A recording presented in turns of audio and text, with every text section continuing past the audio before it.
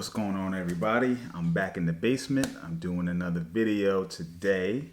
I had a full day out with my family and we were in Jersey City at the All About Downtown Festival. We got out pretty early. It started from 12 and ended at 8. We didn't stay till 8, obviously, and we didn't get there at 12. But we spent a good couple hours, roaming around, getting a bite to eat, shopping with some vendors that were there who has tents and everything to share, different things from clothes to candles to sharing information about what it is that they offer in their particular business. So it was a good day for people to kind of just be out there and just kind of learn about things maybe they wouldn't be in front of otherwise. So obviously, as a photographer, I wanted to be out there not only enjoying my time with my family on a day where we're not busy and we're just able to just go and do something like that, but also document the city, document people, show what the festival was all about and, get some great shots as usual. So I decided today to use a lens that I haven't used quite enough. I've had for maybe a year or so and haven't even really talked about it, honestly. But I paired it with that lens that I'm not revealing yet. I paired it with my 27mm 2.8. I got the JJC lens hood on it, so if you can see it there, that's cool. I like that. So it was a great pairing with this. So I use this as my normal focal length, 27mm, which is 40mm on Fuji with the crop. So give me a normal wide-ish, in between that 35 and 50. I don't like 50 on the street, it's too tight. I love a 35, but I like this pancake lens even more, so this kind of really works for me when I don't use my 23mm f2. So that's that. So the lens I did use was the Samyang 12mm f2. So today was all about shooting wide. So I shot, obviously with 12mm, that's an equivalent focal field of view of 18mm. So I'm shooting wide all day long. So everything was all about, it was a festival, obviously. So it's lots of people out there. There's lots of tents, there's DJs, there's all things happening. So I really wanted to capture a big wide scene. And I really haven't shot this lens out in the field much at all. I think I have used this for some vlogs actually, because in the past I am recording on the 10 to 24mm Fuji lens, but that's an f4 lens, and obviously I have some lights, so you can't see it, but I do have some lights from my left and my right that kind of illuminate me indoors. But f2, I can use a little lower ISO and still get the shot and still be wide enough that I can use it. So I think out in the field, like if I am vlogging out, which I don't really do, but if I did decide to start vlogging when I'm out, or say my XS10 that I'm shooting this video on now, I could use this as the vlog lens, instead of the 10 to 24. So if I get indoors, I could still get that same shot, low ISO, right? So this lens, how do I feel about it? I think it's really good. The images are still straight, still rectilinear. Obviously, the Fuji processing, especially on JPEG, is going to correct that anyway. But I think the shots came out really good and crisp. And, being a wide angle, depth of field is not going to be an issue, but I did shoot at 5.6 to f8 a lot of the times.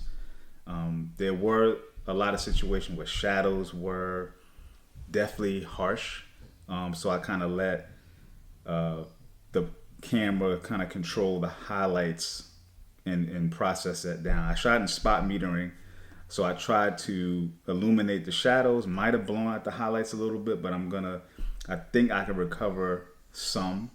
But again, with digital, you really should be focusing on the highlights, and then you can pull from the shadows, especially if you're shooting at low ISOs, which I was. I had the X Pro 2, obviously, if you haven't noticed. I had my auto ISO on, maxing out at 800. So I didn't want to shoot over 800. It was a really bright day. No need to shoot high ISO. There was no need for that. So pretty simple shooting, I would say. More of an aperture priority day, especially with this lens, which does not have an aperture ring. So makes more sense just to leave the front dial and, kind of control the aperture, put the, shutter dial in A. I did at times move the shutter into like 2/50th of a second just to make sure I didn't go below that when I hit those darker shadow scenes. And I'll just pull that out in post if I had to. But I think from what I was shooting, when I was shooting, I noticed that everything seems pretty good. And I really think that pairing the 12 with the 27 makes a lot of sense. I think in most cases when I am shooting prime lenses, I like to think of everything in doubles. It makes a lot of sense to double your focal length because with primes, especially if you're on the street, you're gonna be moving a lot. So I can make a 12 millimeter feel like a 24 at times. Maybe even a 28. I can squeeze that perspective. As long as I'm not getting too close, then I won't distort them, people for that much. You got to kind of keep your distance when you shoot super wide. And then when you really want to take the, next step, you switch to your 27. You got that 40 millimeter. I can make 40 feel like a 35, or I can make it feel like a 50, right? So all about your perspective, your distance, make sure, especially with wide angles, you got to make sure, here's a tip, with people, right? With people, try to shoot in the middle of your body if you can, because then remember the lens is wide. So when you're shooting wide, the wideness starts in the center of the lens, right? It goes out like this.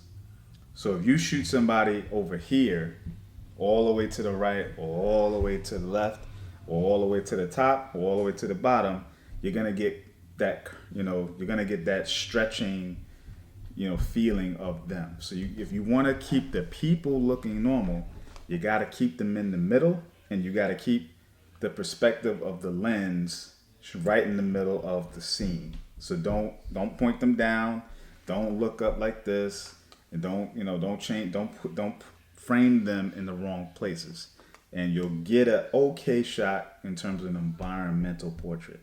So that's a little tip, I've noticed, because even when people shoot on their phone, like they'll use their phone to take photos, and they'll get really close to someone, and your phone's normal lens is like 28 millimeters, 25 millimeters, and they're really close. And remember, these lenses, this is really a 12. It's not an 18. It's a 12 millimeter, and the sensor crops into that.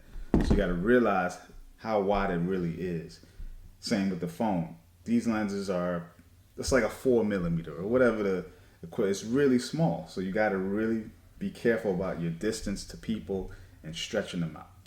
But anyway, back to the lenses at hand. So great combination. I had a good time shooting with it, and I definitely think the Samyang's a keeper. I've had it for a while, but I really haven't shot it a lot.